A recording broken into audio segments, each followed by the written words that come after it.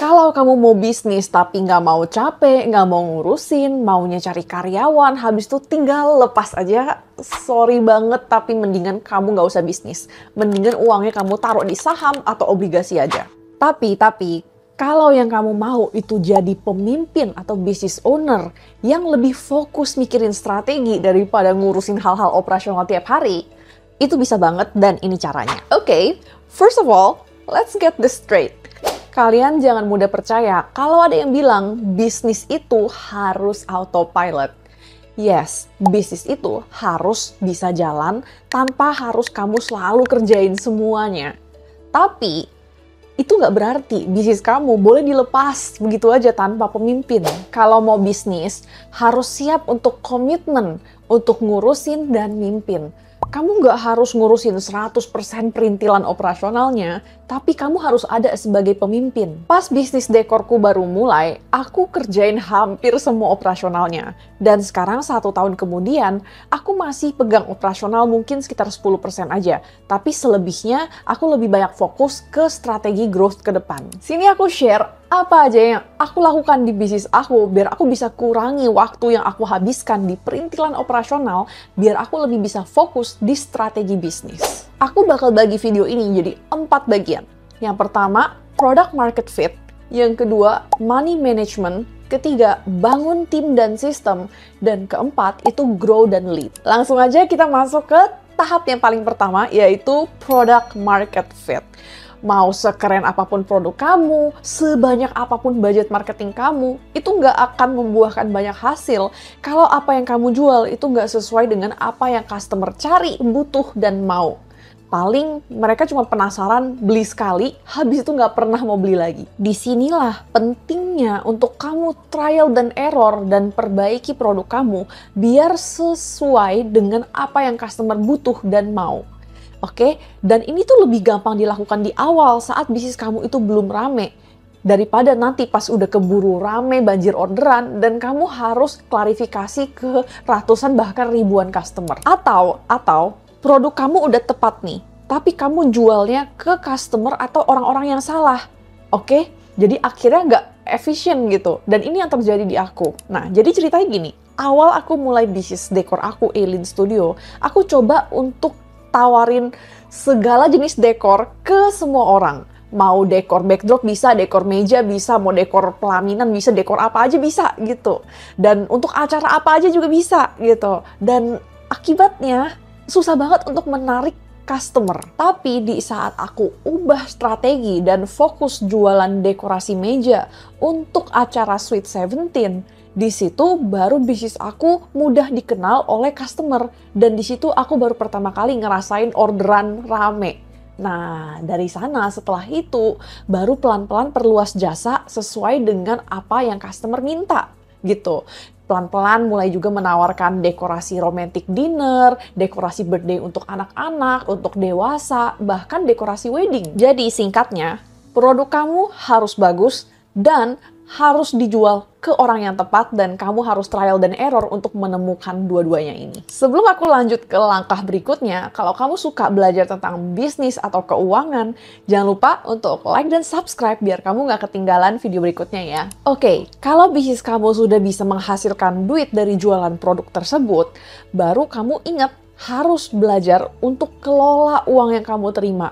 Biar kamu bisa melakukan ekspansi, kamu bisa hire tim, dan that's why langkah berikutnya itu money management. Nah, sebenarnya video tentang money management di channel aku udah banyak banget, nanti kalian bisa kepoin aja di channel aku, tapi di video kali ini aku bakal bahas sekilas atau garis besarnya aja gitu. Nah, nomor 1, hal paling penting yang kamu harus tahu tentang money management untuk bisnis, itu kamu harus atur rekeningnya dulu. Oke, dan nomor 1 paling penting itu pastikan kamu punya rekening terpisah untuk bisnis dan jangan dicampur sama rekening yang kamu pakai untuk pribadi. Lebih baik begitu kamu mulai bisnis, langsung buka rekening baru yang terpisah. Jadi semua transaksi bisnis, ya seperti customer transfer, kamu restock barang, kamu bayar gaji, semua pakai rekening bisnis. Dan semua transaksi pribadi kamu pakai rekening pribadi. Setelah itu, jangan lupa untuk melakukan pencatatan keuangan. Buat kamu yang bisnisnya udah punya sistem seperti POS, itu sih udah enak banget. Kamu tinggal tarik data, lalu tinggal bikin laporan keuangannya. Tapi buat kamu yang masih jualannya manual, misalnya customer itu harus chat dulu via WhatsApp, terus kamu bikin totalannya, tagih transferannya, dan lain-lain. Nah, jangan lupa untuk catat uang keluar dan masuk. Oke? Nah, biasanya orang tuh suka stop di langkah sini aja. Padahal itu nggak cukup.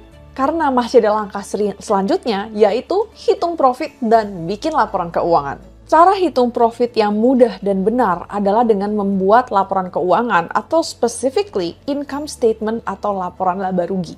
Nah, untuk UMKM cukup bikin laporan laba rugi yang sesimpel ini aja. Yang penting ada sales, terus dikurangin HPP, terus dikurangin lagi biaya operasional, lalu kamu akan dapat net profit. Sebelum aku lanjut ke bagian selanjutnya, yaitu hitungan bagi hasil, kalau kamu serius mau belajar cara bikin laporan keuangan untuk UMKM seperti yang dicontoh tadi, kamu bisa cek link di description dan ikut kelas Small Business Finance karena di situ aku udah ajarin dasar-dasar keuangan bisnis. Oke, ini seru nih tentang perhitungan bagi hasil. Nah, kamu harus tahu ya, kalau profit bisnis itu nggak 100% semuanya buat owner. Kalau semua profitnya diambil sama owner, bisnisnya gimana bisa punya duit untuk berkembang atau untuk hire tim? Tapi kalau semuanya dipakai atau disimpan kepada bisnis, ownernya hidup pakai duit apa nih? Nah, yuk langsung aku share. Jadi, ada dua cara bisnis owner bisa dapat duit dari bisnisnya. Yang pertama gaji owner, dan yang kedua itu profit sharing. Nah, aku bakal bahas gaji owner dulu. Gaji owner itu dibagikan kepada owner yang ngurusin bisnisnya. Oke? Nah, kalau misalnya ada ownernya itu lebih dari satu, terus ada yang cuma setor modal doang tanpa ngurusin, dia nggak berhak mendapatkan gaji owner ya. Nah, kalau profit sharing atau dividen, itu sejumlah persentase dari net profit yang dibagikan kepada owner. Nah, ini baik owner yang ngurusin maupun owner yang setor modal doang dapet ya. Nah, seperti yang tadi aku bilang, net profit itu nggak semuanya diberikan kepada owner karena ada sebagian yang ditahan oleh bisnisnya sebagai laba ditahan. Nah, laba ditahan ini gunanya buat apa? Ya, peluru untuk langkah selanjutnya. Tahap 3, yaitu bangun tim dan sistem. Dan jujur aku nyesel banget karena telat bikin sistem di bisnis aku Elin Studio. Nah, akibatnya begitu pas puji Tuhan rame gitu, akhirnya kewalahan baik aku maupun tim aku, terus banyak miskom, pokoknya chaos banget deh. That's why aku gitu ya, sekitar 2 mingguan aku off konten dan bener-bener ngurusin tim dan SOP. Dan di situ aku belajar kalau misalnya kamu punya bisnis dan kamu bermimpi suatu hari bisa punya tim yang bantuin kamu, lebih baik seiring kamu jalanin bisnisnya, meskipun kamu harus mulai semuanya sendiri, sambil dicatat dan dibikin sistem dan SOP-nya biar nanti pas kamu oper gampang. Bener-bener waktu itu aku bikin semua guide-nya dari A sampai Z untuk masing-masing posisi, kerjaannya apa aja dari langkah pertama sampai akhir, sampai selesai, dan ekspektasi aku apa aja. Terus aku juga siapin video-video training biar proses rekrutmen dan training karyawan itu bisa cepet.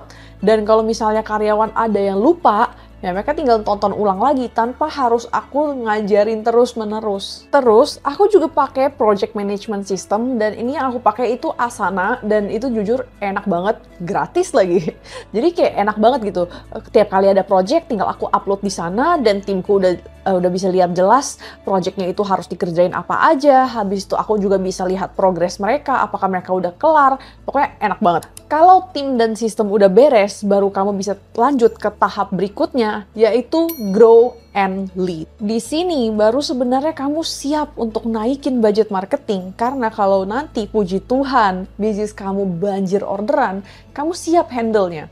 Karena kamu udah bisa kelola duit, tim kamu juga udah ada, sistem dan SOP semua udah lengkap. Di sini kamu bisa fokus marketing dan cari cara gimana caranya untuk mendapatkan customer sebanyak-banyaknya. dan tim kamu udah siap untuk handle orderan yang masuk tanpa mengecewakan customer. Khusus untuk tahap ini, aku belum bisa share banyak karena aku sendiri juga masih belajar, tapi aku bakal share beberapa tips dari pengalaman aku. Dan yang paling penting itu buang rasa perfectionism dan micromanage. Kadang nih, kita sebagai business owner mau hasil kerjanya itu bagus dan selesai secepat mungkin. Nah, dan ujung-ujungnya kita terlalu banyak ikut campur ke kerjaan tim. Memang in the short term ini tuh kelihatannya bagus karena kerjaannya jadi cepat selesai dan hasilnya bagus. Tapi untuk jangka panjangnya tidak disarankan karena itu bakal bikin tim kamu bergantung sama kamu. Semua keputusan harus tunggu kamu, apa-apa tunggu kamu, dan yang lebih parahnya lagi, tim kamu jadi males karena mereka pikir ya udahlah males-malesan aja nanti juga dibantuin sama owner. Nah, jadi inget ya, kadang kita sebagai business owner, kita harus mundur untuk maju. Setuju? Kalau kamu udah nonton sampai sini, harusnya beberapa poin terakhir aku tuh ngomonginnya tuh tim. Nah, kalau kamu mau tahu cara rekrut tim tanpa boncos, kamu bisa nonton di videoku yang ini di mana aku udah jelasin pengalaman aku. Thanks for watching dan sampai jumpa lagi di videoku yang ini.